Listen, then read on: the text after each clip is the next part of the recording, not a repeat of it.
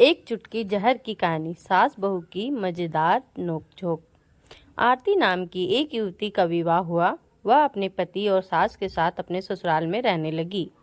कुछ ही दिनों बाद आरती को आभास होने लगा कि उसकी सास के साथ पटरी नहीं बैठ रही है। सास पुराने ख्यालों की थी और बहू नए विचारों वाली। आरती और उसकी सास का आए दिन झगड़ा होने लगा। दिन बीते, महीने बीते, साल भी बीत गया। ना तो सास टीका टिप्पणी करना छोड़ती और ना आरती जवाब देना। हालात बद से बदतर होने लगे। आरती को अब अपनी सास से पूरी तरह नफरत हो चुकी थी। आरती के लिए उस समय स्थिति और बुरी हो जाती जब उसे भारतीय परंपराओं के अनुसार दूसरों के सामने अपनी सास को सम्मान देना पड़ता। अब वह किसी भी तरह सास से छुटकारा पाने की सोचने लगी। एक दिन जब आरती का अपनी सास से झगड़ा हुआ और पति भी अपनी मां का पक्ष लेने लगा, तो वह नाराज होकर मायके चली आई। आरती के पिता आयुर्वेद के डॉक्टर थे। उसने रो रो कर अपनी व्यथा पिता को सुनाई और बोली, आप मुझे कोई जहरीली दवा दे दीजिए जो मैं जाकर उस बुढ़िया को पिला दूं, नहीं तो मैं अब ससुराल नहीं जाऊंगी। बेटी का दुख समझते हुए पिता ने आरती के सिर पर प्यार से हाथ फेरते हुए कहा, बेटी, अगर तुम अपनी सास को जहर खिलाकर मार दोगी तो तुम्हें पुलिस पकड़ ले जाएगी और साथ ही मुझे भी, क्योंकि वो जहर मैं तुम्हें दूंगा। इसलिए ऐसा करना ठीक नहीं होगा। लेकिन आरती जिद पर अड़ गई। आपको मुझे जहर देना ही होगा। अब मैं किसी भी कीमत पर उसका मुंह देखना नहीं चाहती।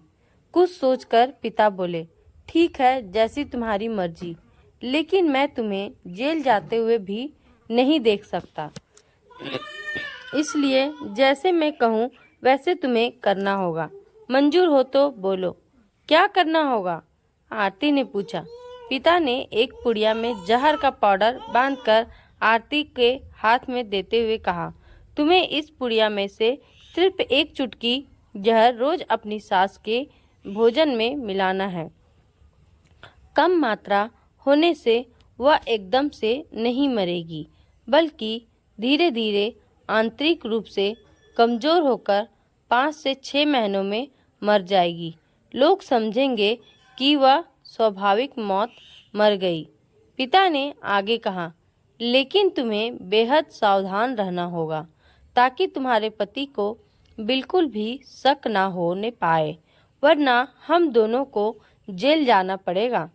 इसके लिए तुम आज के बाद अपनी सास से बिल्कुल भी झगड़ा नहीं करोगी, बल्कि उसकी सेवा करोगी।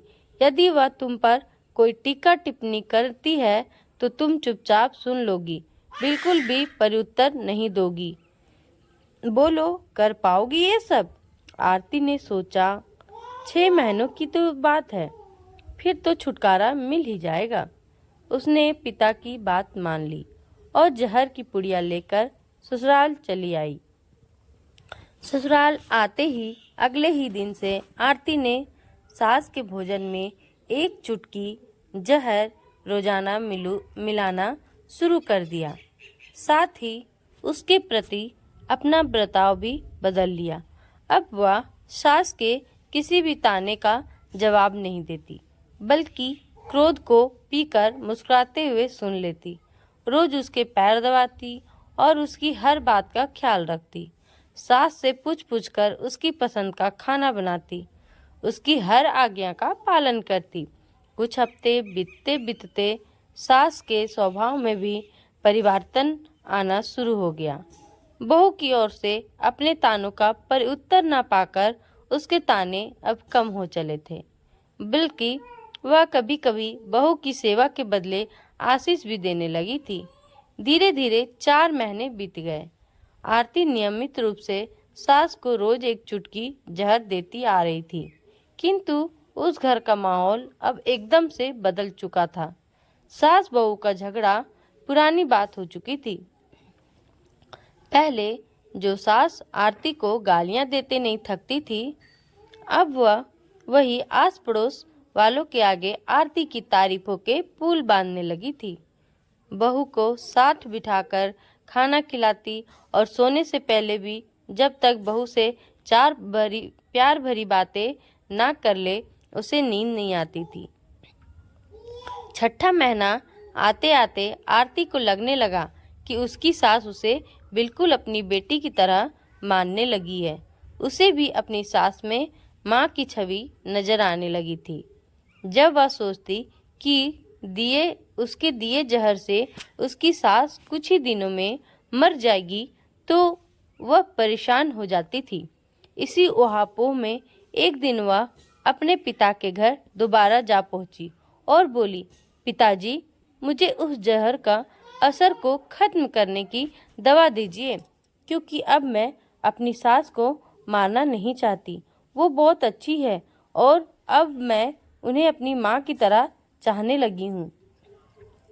पिता ठठा कर हंस पड़े और बोले, जहर? कैसा जहर? मैंने तो तुम्हें जहर के नाम पर हाजमे का चूर्ण दिया था। हा हा हा। और बेटी ये बात सुनकर एकदम अवाक रह जाती है। उसे ये सब समझ नहीं आता। फिर उसे पिताजी समझाते हैं कि बेटी, अगर उस दिन मैं तुझे समझाता तो मैं भी तेरी नज़र में बुरा बन जाता। इसलिए मैंने ये उपाय अपनाया, जिससे लड़ाई भी खत्म, सास बहू के रिश्ते भी अच्छे और तू भी खुश। तो दोस्तों और सहेलियों, आपको मेरी ये कहानी अच्छी लगी हो तो लाइक करें, सब्सक्राइब करें और कमेंट करना ना भूलें और बेल आइकन दबाएं ताकि आपको अच्छी अच्छी कहानियाँ मिलती रहे। धन्यवाद।